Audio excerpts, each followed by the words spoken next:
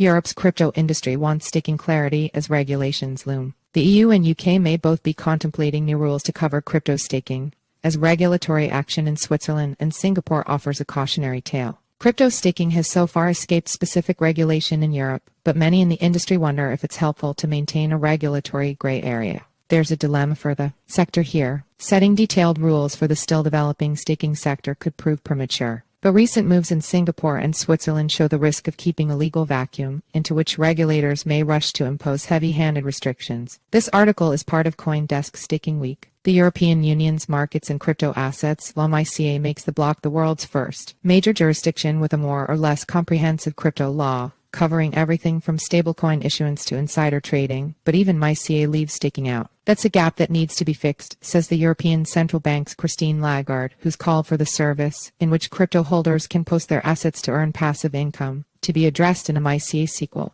That would likely take years if it happens at all, and some are worried about what will happen in the meantime. Tom Duff Gordon, Vice President International Policy at Coinbase, sees staking as so fundamental to the crypto ecosystem that it needs to be nailed down, and says the lack of any attempt to do so is a major gap in MiCA. Just describing what that staking is, I think, would be helpful. Gordon, the exchange's vice president for international policy, told a Tuesday event hosted by the Blockchain for Europe lobby group. The problems of a legal lacuna can be seen in Switzerland. In a September 7 press release, the Swiss Blockchain Federation warned of a change in practice by financial regulators at FINMA, under which only licensed banks can offer staking, something the lobby group said could limit the country's innovation and competitiveness. For its part, FINMA has told CoinDesk that it continues to follow clear and precise blockchain laws dating from 2021 that leave no room for discretion in implementation. In some versions of staking, bankruptcy could put client assets at risk, calling for a tougher, bank-style approach, regulators argue. In other words, the lack of specific MiCA-style rules has thrown the industry into uncertainty. Authorities have, in effect, forced staking into pre-existing regulatory boxes, either its custody or its banking.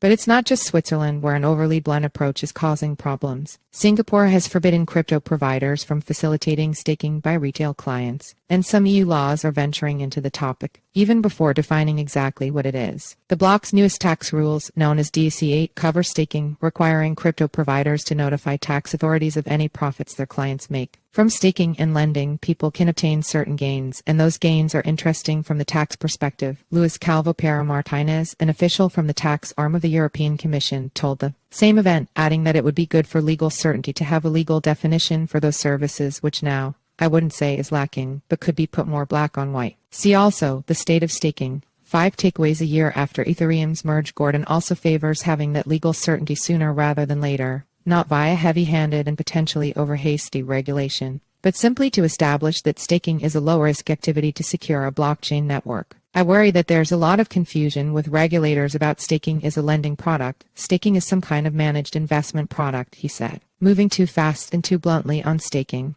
And I've seen that a number of international markets, by the way, that would be problematic for the development of the whole space. That view is shared by the Cardano Foundation, a nonprofit which promotes one of the major blockchains that use staking as a way to validate transactions. According to Frédéric Regard, the foundation's chief executive officer, the situation in Switzerland is fixable and derives from the rival Ethereum blockchain switching to a proof-of-stake validation system.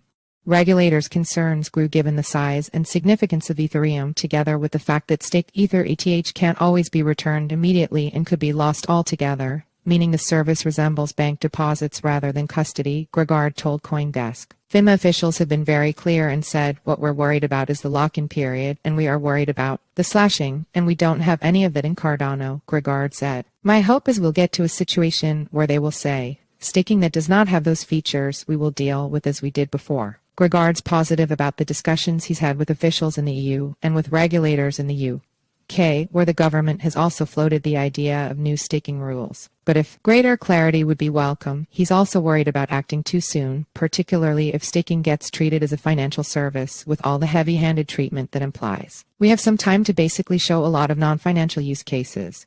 It's not just capital markets and banking regulation, he said. The space is still a little bit immature. The majority of the really great use cases haven't gotten to escape velocity yet.